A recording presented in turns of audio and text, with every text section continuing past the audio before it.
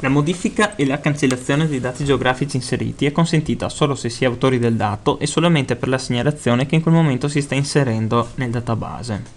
Quando queste condizioni sono soddisfatte, le relative geometrie appaiono evidenziate da un contorno arancione. Procedendo con la modifica di un punto, si seleziona lo strumento adeguato. Una volta individuato il punto, lo selezioniamo cliccandoci sopra.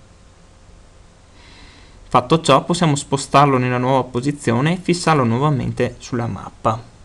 Terminata la modifica, sarà necessario procedere con il salvataggio della nuova posizione.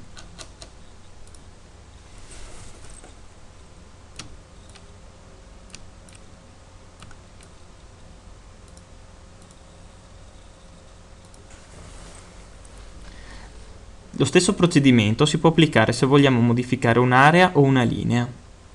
In questi casi verranno evidenziati i vertici che, se selezionati, possono essere spostati.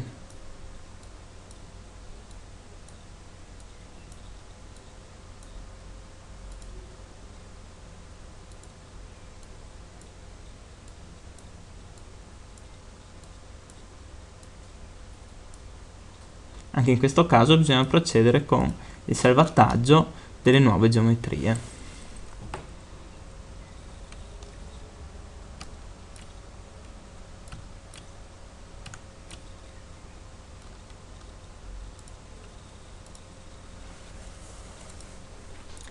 Per l'eliminazione dei dati è sufficiente attivare lo strumento di interesse e cliccare sopra la geometria da eliminare. Se vogliamo eliminare il punto, basta cliccare sopra il punto. Per l'area, sopra l'area. Per la linea, ovviamente, sopra la linea. Una volta terminata l'operazione è necessario sempre procedere con lo strumento di salvataggio.